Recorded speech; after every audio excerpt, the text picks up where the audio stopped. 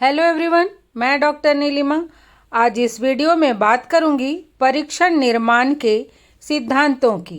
Topic पर चर्चा करने से पहले यदि आप बीएड के सिलेबस का हिंदी ट्रांसलेशन चाहते हैं या फिर कोर्स 1, 2, 3, 5 और 10 के सभी टॉपिक्स के वीडियो चाहते हैं तो डिस्क्रिप्शन बॉक्स में लिंक दिया हुआ है, आप वहां जाकर देख सकते हैं।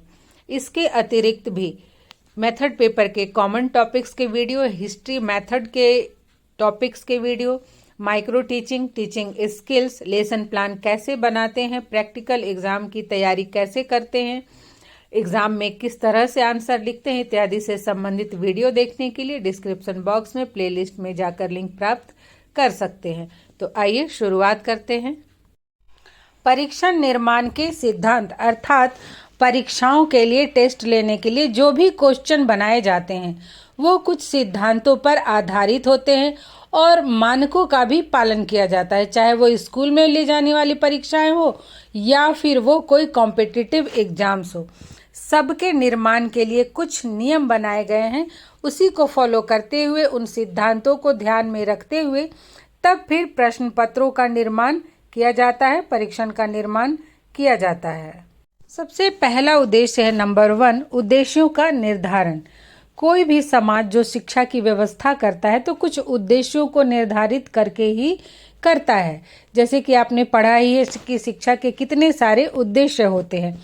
शिक्षा के इन उद्देश्यों को पूरा करने के लिए ही शिक्षा में विभिन्न प्रकार के विषयों को शामिल किया जाता है, विभिन्न प्रकार के पाठ्य सहगामी क्रियाओं को शामिल किया जाता है। लेकिन जो लिखित परीक्षाएं होती हैं उसमें जो विभिन्न विषय हैं उनका ही ज्ञान सम्मिलित होता है। तो अगर परीक्षण का निर्माण करना है तो सबसे पहले देखते हैं कि विषय विशेष से संबंधित क्या उद्देश्य हैं और उन्हीं उद्देश्यों के आधार पर परीक्षा ली जाती है।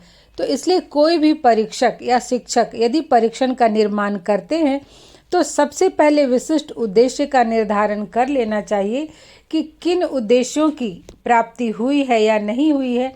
इसका पता करने के लिए या इसका मापन करने के लिए वो परीक्षण करना चाहते हैं और उसके आधार पर ही वो परीक्षण निर्माण का कार्य करें। नेक्स्ट है व्यापक प्रारूप, अर्थात परीक्षण में जो भी प्रश्न सम्मिलित होते हैं वो संपूर्ण पाठ्यक्रम से संबंधित हो। जो भी प्रश्न हैं उनमें संपूर्ण पाठ्यक्रम के जो टॉपिक्स हैं उनको शामिल किया जाए। जो टर्मिनल्स एग्जाम होते हैं तो उस समय जितना दूर तक सिलेबस कवर हो जाता है, जितने सिलेबस की पढ़ाई हो जाती है उन सब से क्वेश्चन पूछना चाहिए और फाइनल एग्जाम में पूरे पाठ्यक्रम से क्वेश्चंस पूछे जाने चाहिए। फिर तीसरा है प्रश्नों की स्पष्टता। तो परीक्षण में जो भी प्रश्न शामिल किए जाते हैं वे द्विअर्थी या भ्रामक नहीं होने चाहिए। जैसे कि किसी क्वेश्चन के 2 अर्थ निकलते हैं तो ऐसे में जो स्टूडेंट्स हैं वो थोड़ा सा कंफ्यूज हो जाते हैं। आप देखते होंगे कि एग्जाम में कई बार कुछ बच्चों को क्वेश्चन समझ में नहीं आता तो या तो उन्हें पूछना पड़ता है परीक्षक से या फिर संबंधित जो शिक्षक होते हैं या विशेषज्ञ होते हैं उनको बुलाकर स्पष्टीकरण दिलवाना पड़ता है। तो जो भी परीक्षण में प्रश्न शामिल किए जाए वे स्पष्ट होने चाहिए, उसे छात्र पढ़ के स्पष्ट रूप से समझ सके। नेक्स्ट है प्रश्न की पर्याप्त संख्या। तो परीक्षण में प्रश्नों की संख्या पर्याप्त होनी चाहिए।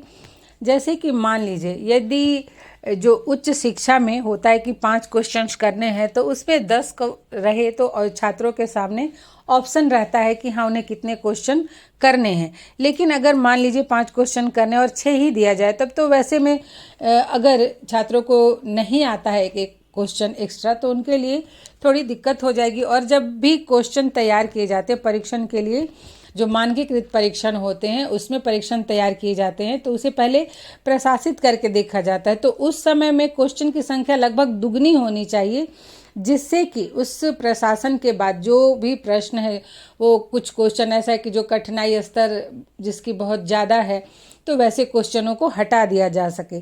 तो इसलिए परीक्षण में प्रश्नों की संख्या जो प्रथम प्रशासन के लिए बनाते हैं उसकी दुगनी होनी चाहिए। फिर उसके बाद है व्यवहारिक क्षमता का मूल्यांकन। तो जो प्रश्न होते हैं ऐसा नहीं कि एकदम सिंपल सीधा क्वेश्चन भी दे दे, वैसा नहीं है। प्रश्नों के माध्यम से तो छात्रों के ज्ञान, बोध, उनके कौशल का, उनकी व्यवहारिक कुशलता का, उनकी समझ का सबका मूल्यांकन किया जाता है। तो इसलिए प्रश्न ऐसा होना चाहिए जो छात्रों के ज्ञान, बोध, उनकी व्यावहारिक कुशलता, उनकी क्षमता का मूल्यांकन कर सके। इसके बाद है स्वतंत्र प्रश्न। प्रत्येक प्रश्न इसमें स्वतंत्र होना चाहिए। प्रश्न में प्रश्न का उत्तर देने का प्रयास नहीं करना चाहिए। ऐसी परिस्थिति परीक्षार्थी को दुविधा में डाल सकती है। जैसा कि कभी कभी क्वेश्चन में ही उत्तर छुपा होता है, तो इस तरह के क्वेश्चंस नहीं देने चाहिए।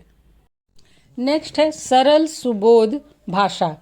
तो जो प्रश्न है उनकी भाषा सरल होनी चाहिए, सुबोध होनी चाहिए और साथ ही स्पष्ट होनी चाहिए, जिससे कोई भी विद्यार्थी उसे पढ़कर अच्छे से समझ सके। प्रश्न समझने में उन्हें कोई परेशानी नहीं होगी, क्योंकि कभी कभी ऐसा होता है कि विद्यार्थी प्रश्न ही सही तरीके से नहीं समझ पाते हैं और फिर उसका आंसर गलत लिखकर चले आते हैं। नेक्स्ट है उचित नामकरण। तो परीक्षा का उचित नामकरण भी करना चाहिए कि वो किस विषय से संबंधित है और किस व्यवहार या गुण का मापन करने के लिए उसका निर्माण किया गया है। जैसे कि जिस सब्जेक्ट का है वो स्पष्ट रूप से लिखा होना चाहिए। कभी कभी जैसे जो मनोवैज्ञानिक परीक्षण है तो वो अलग अलग तरह के गुणों या व्यवहार को मापने के लिए बनाए जाते हैं, तो उसमें भी स्पष्ट होना चाहिए कि वो बुद्धि परीक्षण है या फिर व्यक्तित्व परीक्षण है या फिर अभिक्षमता परीक्षण है। ये सब स्पष्ट होना चाहिए, उसका उचित नामकरण करना चाहिए। नेक्स्ट है सामान्य निर्देश। तो परीक्षा संबंधी जो सामान्य निर्देश है वो परीक्षण के क्वेश्चन के प्रारंभ में ही दिए जाने चाहिए, जिससे कि विद्यार्थी सबसे पहले उसे पढ़कर समझ ले और उसके अनुसार प्रश्नों का उत्तर देना प्रारंभ करे। हम सभी अभी तक जो एग्ज़ाम्स देते आए हैं अब या फिर आप बीएड में जो एग्ज़ाम देते हैं उसमें भी आप देखते हो क्वेश्चन के ऊपर में लिखा रहता है कौन सा पेपर है, ये इसमें कितने प्रश्न हैं, कितने प्रश्नों के आंसर आपको करने हैं, कितने घंटे का है, इत्यादि सब कुछ लिखा रहता है स्पष्ट तरीके से। कभी कभी जो विद्यार्थी हैं वो नहीं ठीक से पढ़ पाते हैं, तो लिखा रहता है कि किसी यूनिट का कोई क्वेश्चन का आंसर कंपलसरी होता है और वो उसको नहीं करते और इधर से ही एक ही यूनिट से सारे क्वेश्चंस लिख के आते हैं। तो इस तरह की गलतियां करते हैं जो स्टूडेंट्स हैं, ऐसा नहीं करना चाहिए। जो भी निर्देश दिया रहे उसे जरूर ध्यान से पढ़ना चाहिए। नेक्स्ट है उत्तर लिखने का पर्याप्त स्थान। तो परीक्षार्थियों को उत्तर लिखने के लिए पर्याप्त स्थान दिया जाना चाहिए एवं उत्तर लिखने की शब्द सीमा भी निर्धारित होनी चाहिए। जैसे कि आप देखते हैं जो कॉम्पिटिटिव एग्ज़ाम है खास करके, उसमें जो शॉर्ट आंसर टाइप या लॉन्ग आंसर टाइप क्वेश्चंस होते हैं तो उसमें स्पेस दिया रहता है और साथ साथ ये भी लिखा रहता है कि आपको इतने शब्दों में लिखना है। तो जो शब्द सीमा दी गई रहती है उसके अनुसार पर्याप्त स्थान होना चाहिए कि छात्र लिख सके, क्योंकि किसी के हैंडराइटिंग छोटी छोटी वो शब्द होती है, वो बहुत छोटे छोटे लिखते हैं और कुछ लोग बहुत बड़े बड़े शब्द लिखते हैं। तो इस तरह से जो बड़े बड़े शब्द लिखते हैं उनके लिए जगह की कमी हो जाती है। तो इन सब बातों को ध्यान में रखते हुए जो आंसर है उसे लिखने के लिए थोड़ा पर्याप्त स्पेस होना चाहिए। उसके बाद है प्रश्नों की व्यवस्था। परीक्षणों का निर्माण करते समय यह सबसे उचित होता है कि एक समान प्रश्नों को एक ही पृष्ठ पर रखा जाए। जैसे कि जो शॉर्ट आंसर टाइप क्वेश्चन है उन्हें एक साथ रखें, जो लॉन्ग आंसर टाइप क्वेश्चन है उन्हें एक साथ रखें, जो फिल इन द ब्लैंक्स है उन्हें एक साथ रखें, या जो मैचिंग के क्वेश्चन है उन्हें एक साथ रखें। तो इस तरह से जो एक तरह के क्वेश्चन है उन्हें एक साथ रखना चाहिए, जिससे कि शिक्षार्थी को भी उसे समझने में आसानी हो। नेक्स्ट है प्रश्नों का उचित क्रमांक। मतलब प्रश्न का जो नंबर दिया गया है वो भी सही तरीके से रखना चाहिए, ध्यान देना चाहिए और बहुत ही सावधानी से प्रश्नों के नंबर लिखने चाहिए प्रश्न पत्रों में। नेक्स्ट है समय का निश्चय। परीक्षा के लिए प्रश्न बनाते समय प्रश्नों के स्वरूप पर ध्यान देना चाहिए, जिससे छात्र उसे निश्चित एवं निर्धारित समय पर पूरा कर सके, क्योंकि एग्जाम्स के लिए तो समय निश्चित होता है। कभी कभी ऐसा देखा गया कि जो दीर्घ उत्तरीय प्रश्न होते हैं उसमें एक प्रश्न 2 भागों में बटा होता है और दोनों ही जो भाग हैं उनके आंसर्स बहुत ही लॉन्ग होते हैं।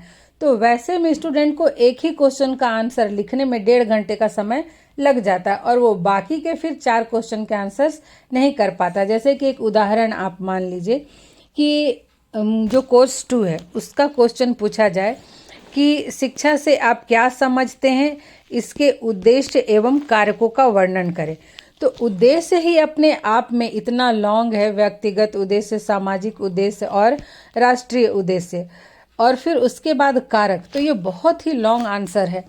तो इसलिए अगर प्रश्न बनाते हैं तो उसमें ये भी देखना चाहिए कि कितना उसका जो कंटेंट है वो कितना लिखना होता है, उसके आधार पर प्रश्न डालना चाहिए, जिससे कि छात्र निर्धारित समय में आंसर्स पूरा कर सके। उसके बाद है संतुलित प्रश्न नंबर 14। परीक्षा में जो भी प्रश्न की संख्या होती है क्वेश्चंस में, वो ना तो बहुत अधिक होनी चाहिए और ना ही कम होनी चाहिए। यदि बहुत अधिक प्रश्न दे दिया जाएगा तो छात्र निर्धारित समय में उसका उत्तर नहीं लिख पाएंगे, और फिर यदि बहुत कम प्रश्न हो तो फिर ये दिक्कत होगी कि जिस उद्देश्य पूर्ति के लिए परीक्षण किया जा रहा है या परीक्षण का निर्माण किया जा रहा है उसे प्राप्त करना मुश्किल होगा। उसके बाद है नंबर 15 विवरण पुस्तिका। तो परीक्षा से संबंधित जो भी डिस्क्रिप्शन बुक तैयार किया जाता है वो उसे बहुत ही सावधानी से तैयार किया जाना चाहिए और हर एक निर्देशों का पालन करना चाहिए, जिससे कि त्रुटियां होने की संभावना ना हो। नेक्स्ट है फलांकन विधि।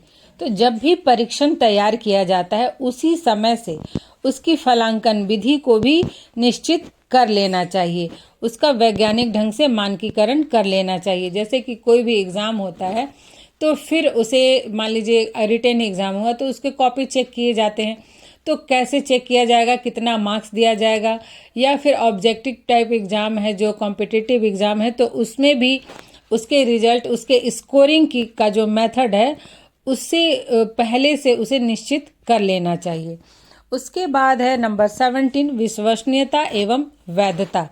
तो जो भी परीक्षण का निर्माण किया जाए वो विश्वसनीय एवं वैध होना चाहिए। विश्वसनीय का अर्थ यह होता है कि यदि उस जो भी परीक्षा हुआ है और जो आंसर लिखा स्टूडेंट ने, उसका कहीं भी कोई भी परीक्षक द्वारा यदि उसका मूल्यांकन किया जाए तो जो रिजल्ट हो वो एक समान ही हो, उसमें विविधता ना हो। फिर वैधता का अर्थ ये है कि जिस उद्देश्य की पूर्ति के लिए वो परीक्षण तैयार किया जा रहा है उस उद्देश्य को पूरा करने में वो सक्षम हो।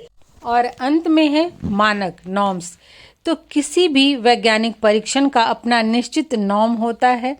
एक अच्छे परीक्षण का मानक होना जरूरी है। मानक का अर्थ होता है वह संख्या या मूल्य या स्तर जो किसी समूह का प्रतिनिधि हो और जिसके आधार पर व्यक्तिगत उपलब्धि की व्याख्या की जा सके। सामान्यतः 4 प्रकार के मानकों का उपयोग किया जाता है, जैसे आयु मानक, श्रेणी मानक, शतमक मानक और प्रामाणिक प्राप्तांक मानक। तो परीक्षण बनाते समय मानकों का भी, किस मानक का प्रयोग करना है, किस मानक के अनुसार वो परीक्षण तैयार किया जा रहा है, ये भी निश्चित कर लेना चाहिए। इस तरह से परीक्षण का जब भी निर्माण करना चाहिए तो उपरोक्त सिद्धांतों को ध्यान में रखते हुए साथ साथ छात्रों के कठिनाई स्तर का भी ध्यान रखना चाहिए। प्रश्न बहुत कठिन नहीं होने चाहिए जिससे कि छात्र हल ना कर सके। और इस तरह से यदि हम परीक्षण का निर्माण करेंगे तो जिस उद्देश्य की पूर्ति के लिए उसका निर्माण किया जा रहा है वो अवश्य ही पूरा किया जा सकेगा, और साथ साथ जो छात्र हैं उन्हें भी कोई असुविधा नहीं होगी प्रश्नों के उत्तर देने में। तो आज यहीं तक, मिलते हैं नेक्स्ट वीडियो में।